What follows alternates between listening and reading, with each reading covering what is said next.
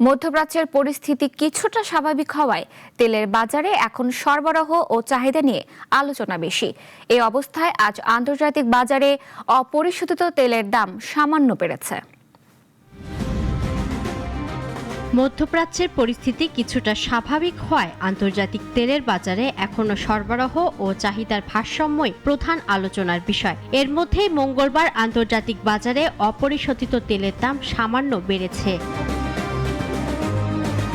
ব্রেন্ট ক্রুডের দাম ব্যারেল প্রতি 28 সেন্টি বেড়ে দাঁড়িয়েছে $72.29, আর যুক্তরাষ্ট্রের ওয়েস্ট টেক্সাস ইন্টারমিডিয়েট বা WTI ক্রুডের দাম বেড়ে হয়েছে ব্যারেল প্রতি $68.84।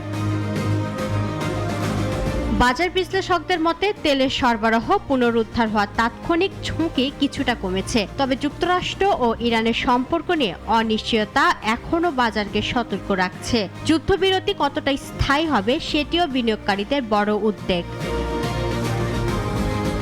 এদিকে যুক্তরাষ্ট্রের প্রেসিডেন্ট ডোনাল্ড ট্রাম্প বলেছেন, ওয়াশিংটন হয় ইরানের সঙ্গে একটি চুক্তিতে পৌঁছাবে, নয়তো কাজ শেষ করবে। তার এই বক্তব্য নতুন করে সামরিক উত্তেজনার আশঙ্কা তৈরি করেছে। বিনিয়োগকারীরা এখন যুক্তরাষ্ট্র ইরান আলোচনার অগ্রগতি, হরমুজ প্রণালীর নৌ পরিবহন পরিস্থিতি এবং উপসাগরীয় অঞ্চলে তেল রপ্তানি স্বাভাবিক হওয়ার বিষয়টি নিবিড়ভাবে পর্যবেক্ষণ করছেন। অন্যদিকে সংযুক্ত আরব আমিরাত জুন মাসে দৈনিক 38 লাখ ব্যারেলের বেশি অপরিশোধিত তেল উৎপাদন করেছে, যা গত কয়েক বছরের মধ্যে সর্বোচ্চ। একই সময়ে ওপেক প্লাস আগস্ট থেকে দৈনিক উৎপাদন আরও 1,88,000 ব্যারেল বাড়ানোর সিদ্ধান্ত নিয়েছে।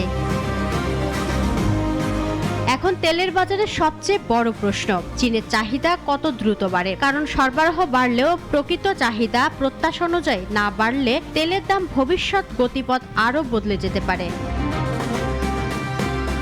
ইফফাত আরা মিথিলা, নাগরিক।